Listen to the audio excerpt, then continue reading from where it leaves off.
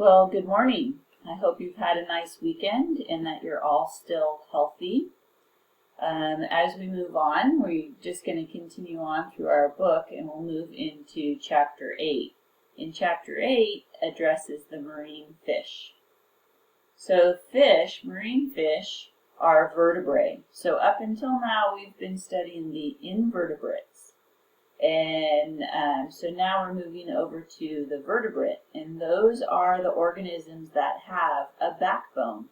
And those vertebrae backbones, inside it is enclosed the nerve cord. So the nerve cord that runs to the base of the brain is protected and enclosed inside these bones. Some have those vertebrae are made up of cartilage, and others are made up of bone. And so what you'll see with the fishes is that we've broken them into three categories, but two categories that are based on are you made up of cartilage, are you made up of bone?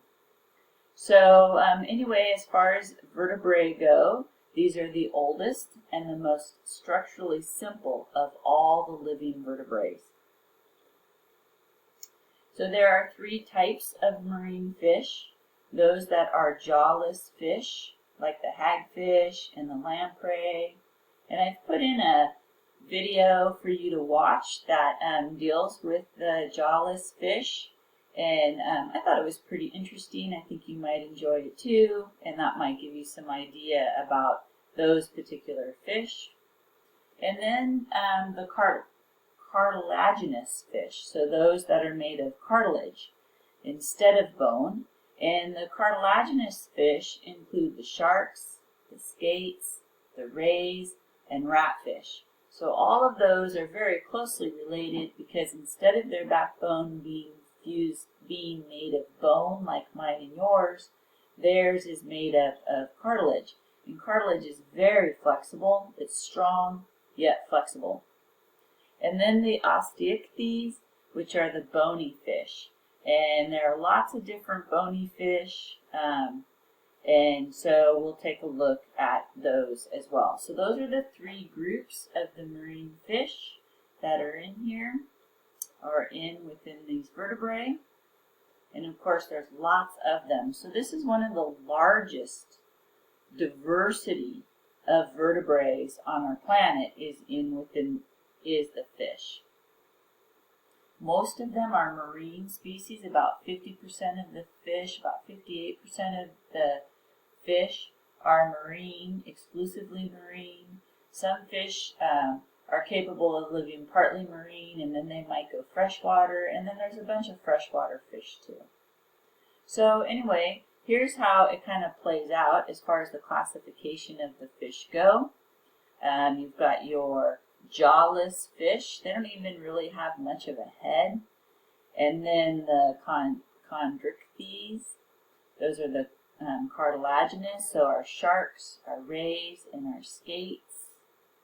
And then the bone fish, the osteichthyes. So you can see sort of the breakdown. So right now we're moving into organisms that actually have a skull, where before the invertebrates, they didn't have a skull. Remember, we were just starting to see the beginning of mouth parts, really, when it came to the Aristotle's lantern that we were looking at. So, starting to put together like a head as far as this evolutionary trend is going. So, a skull, and if you have a skull but no fins, that's how you're going to get into these jawless fish. They don't even have a jaw.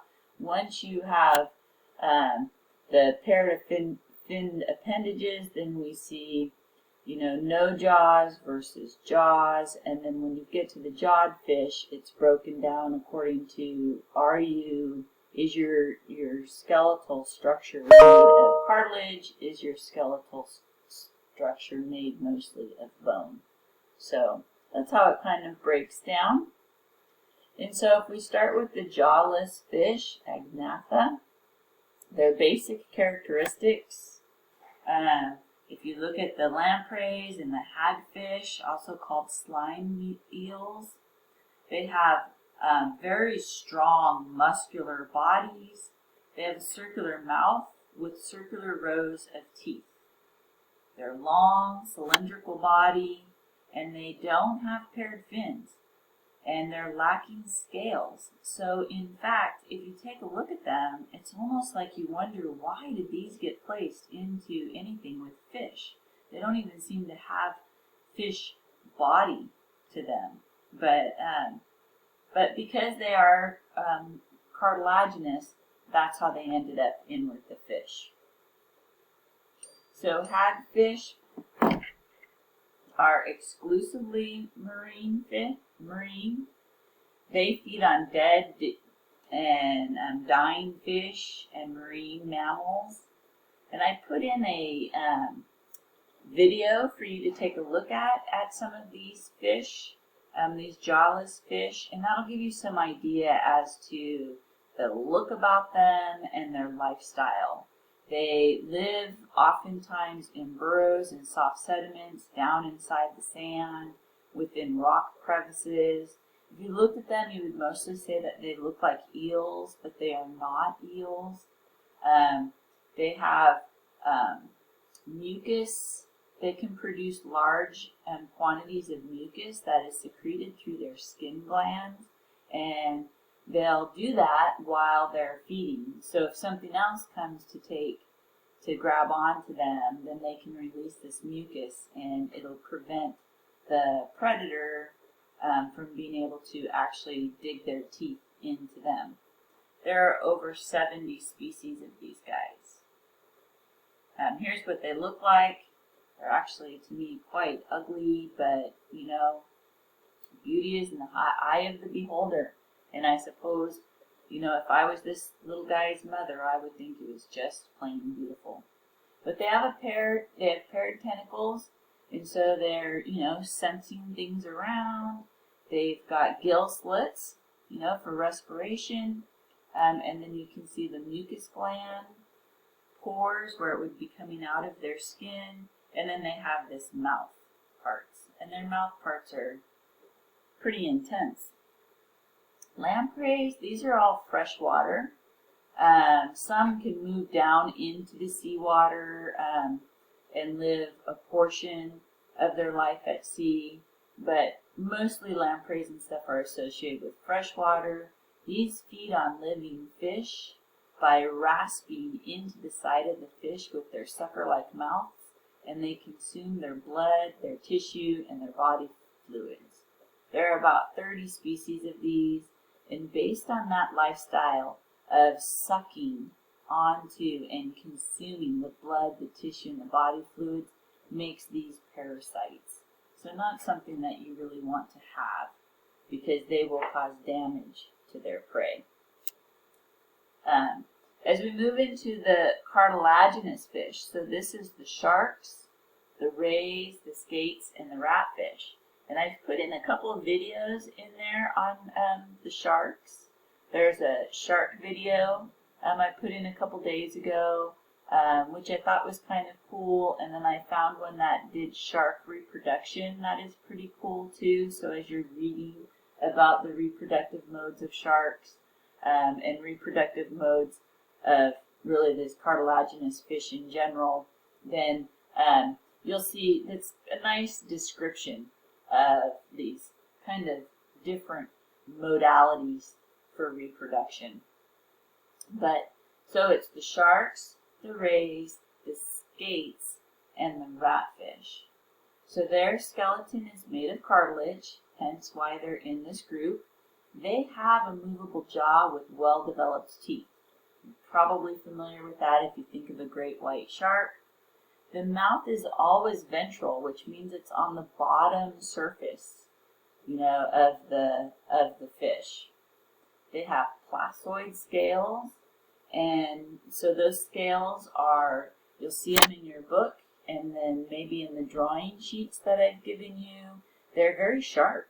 So if you go against the grain of the scales that are over their exoskeleton or over their skin, if you go against the grain, it's going to hurt because they're oftentimes pointy and just like their teeth.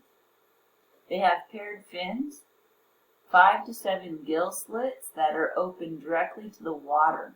So one thing to take a look at is if you're looking at the sharks, oops, I went too far, sharks compared to bony fish. So this is going to be a really large group here called the bony fish.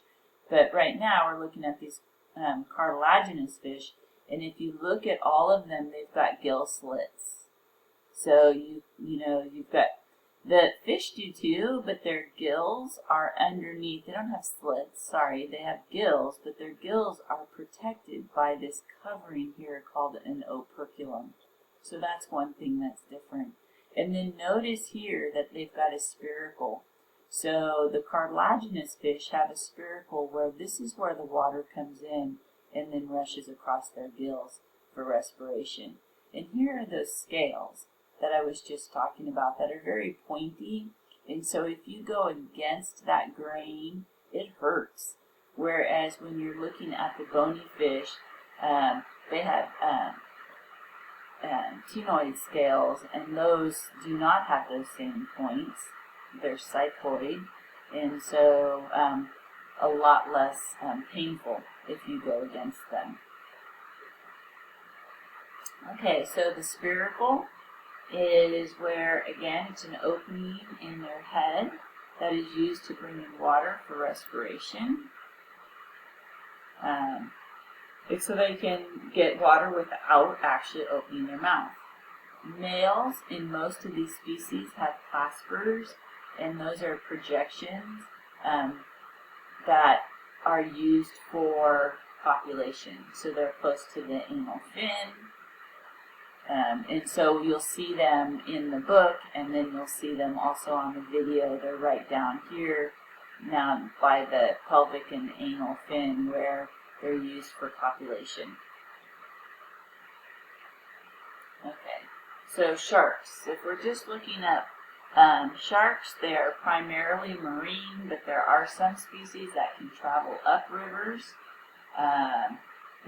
We talk about their tail as being heterocercal, sursal tail. So if you go back, see how this tail, the top part is longer than the bottom part. That's what that means. Hetero meaning different, sursal, and then just meaning that the top one is longer than the bottom. Where if you take a look at bony fish, they're homosursal. They have powerful jaws with triangular teeth. Many are carnivorous. Some are filter feeders, such as the whale shark. And that is the largest of all fish, is the whale shark. And so it's just this big, huge shark that moves very shark-like, but in the water with its mouth wide open, and it's just filter feeding all of those small plankton, zooplankton, and phytoplankton in the water. So they have what are called gill rakers that allow for them to do that filter feeding. In addition, they have a lateral line, and so you'll see that on the sharks. You'll also see that on the bony fish too, where they have sensory organs that detect electrical currents. They also have an excellent sense of smell and very equipped for what they do. So whale sharks are the largest of the fish. Basking sharks come by a pretty close second. They are also filter feeders.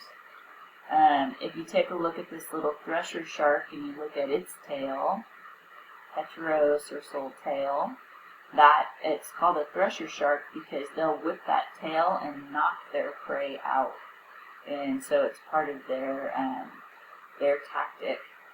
But anyway, this is a nice diagram that shows you that who's what and what are their numbers. And as you can see, most of the sharks are really almost threatened, very vulnerable and very threatened, and a lot of that has to do with their takes them a long time to grow and reproduce.